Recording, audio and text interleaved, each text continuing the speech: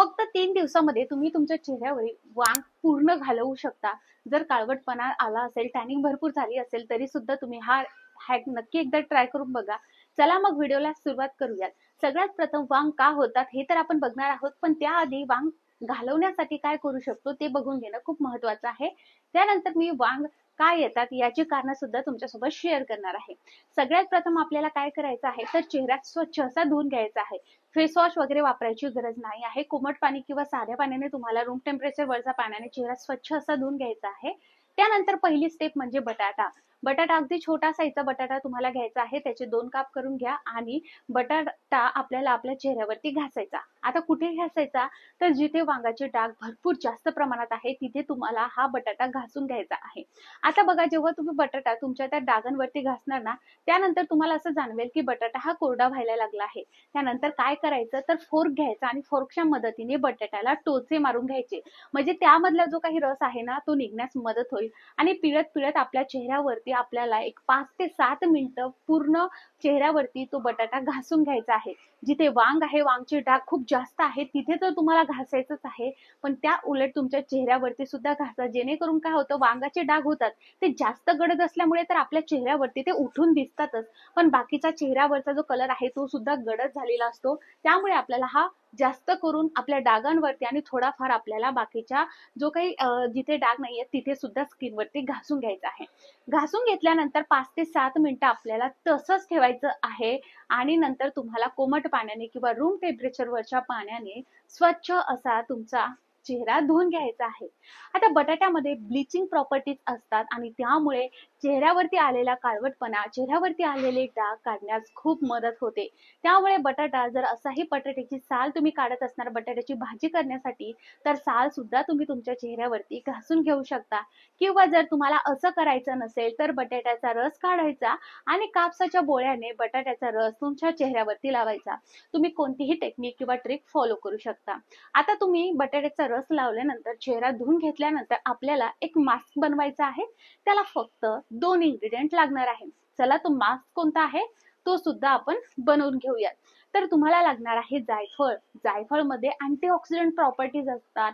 आपली त्वचा उजळदार बनवण्यासाठी खूप मदत करतं. पचनक्रिया सुधारण्यास सुद्धा खूप मदत करतं. जर तुम्हाला झोपेचा त्रास होते किंवा झोपच लागत नाही, तर अशा वेळेस जायफळचं जर सेवन केलं तर झोप सुद्धा आपल्याला येण्यास मदत होते. त्यामुळे जायफळ ओव्हरऑल आपल्या शरीरासाठी खूप चांगली आहे. त्वचा चमकदार आणि तजेलदार सुद्धा आपली बनवत असतं. तर आपल्याला जायफळ किसून घ्यायचं आहे. अगदी थोडासा जायफळ आपल्याला लागणार आहे. किसून घेतल्यानंतर त्यामध्ये आपल्याला 1 चमचा मध घालायचा आहे. मधामध्ये असे काही गुणधर्म असतात की त्यामुळे आपली त्वचा तजेलदार बनते. आपल्या चेहऱ्याला एक मॉइश्चरायझर, नॅचरल मॉइश्चरायझर म्हणून सुद्धा मध काम करते. त्याचबरोबर आपल्या चेहऱ्यावरती जे काही डाग असतात ते निघून टाकण्यास सुद्धा मदत करते. चेहऱ्याचा पोत सुद्धा सुधारण्यास खूप मदत करतं. अँटीऑक्सिडंट प्रॉपर्टीज यामध्ये असतात, त्यामुळे आपल्याला हा सुद्धा लावायचा आहे. आता तुम्ही बघू शकता, आपण मध आणि जायफळ हे व्यवस्थित मिक्स करून घेतलेलं आहे. हवं तर यामध्ये तुम्ही थोडासा, अगदी थोडासा बटाट्याचा ज्यूस सुद्धा ऍड करू शकता.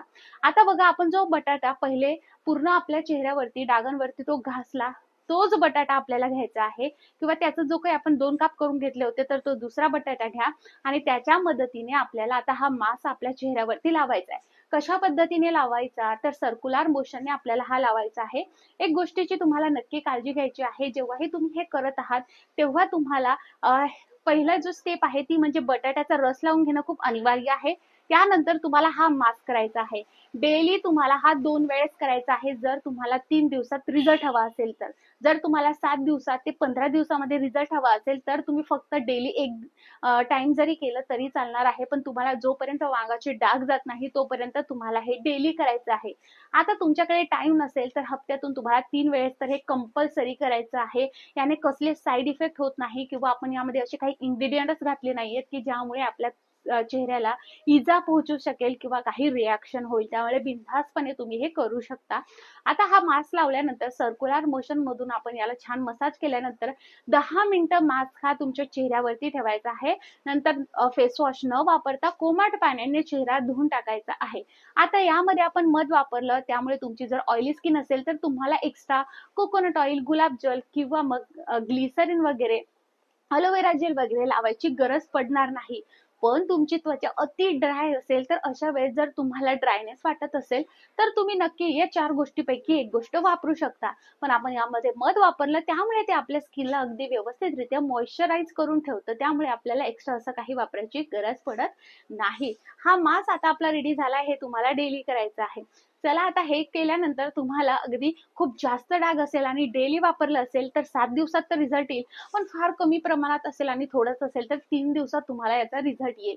आता आपण जाणून घेऊयात की वांग होण्यामागची काय कारणे आहेत. मुख्यत्वे बघायला गेलं तर वांगाचे डाग हे जास्त करून महिलांमध्ये बघायला मिळतात. त्याचं कारण म्हणजे हार्मोनल इम्बॅलन्स. आपल्याला ड्युरिंग प्रेग्नन्सी, आफ्टर प्रेग्नन्सी सुद्धा हे बघायला मिळतं. त्याचं कारण म्हणजे हार्मोन्समध्ये एवढे उतार चढाव असतात, त्यामुळे हे वांग होतात.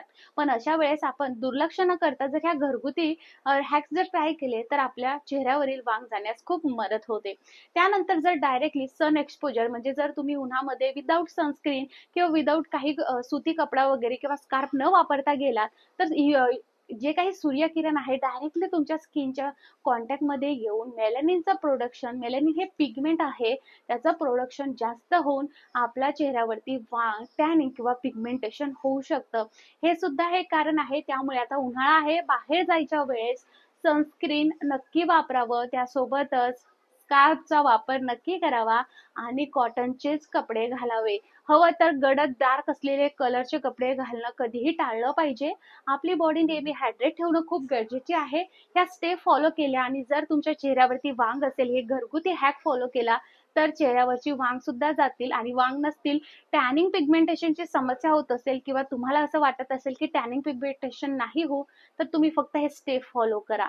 आता जर तुम्हाला तुमच्या चेहऱ्यावरती ग्लो आणायचं असेल किंवा मुरुमचे डाग वगैरे घालवायचे असेल तरी सुद्धा तुम्ही ही ट्रिक नक्की ट्राय करून बघा. जबरदस्त असा रिझल्ट येतो. असेच माहितीपूर्ण स्किन हेअर रिलेटेड व्हिडिओज बघण्यासाठी आपल्या चॅनलला नक्की सबस्क्राईब करा. फेसबुकला पहिल्यांदा बघत असणार तर लाईक आणि फॉलो नक्की करा आणि शॉर्ट मध्ये हा व्हिडिओ बघण्यासाठी इंस्टाग्रामला आपल्याला फॉलो नक्की करा. चला बाय. या संबंधी काहीही समस्या असेल मला कमेंटमध्ये विचारा. आता तुम्ही हा व्हिडिओ बघू शकता. यामध्ये मी तुम्हाला जर टॅनिंग पिगमेंटेशन झालं असेल तर काय करावं हे सांगितलं आहे. चला बाय.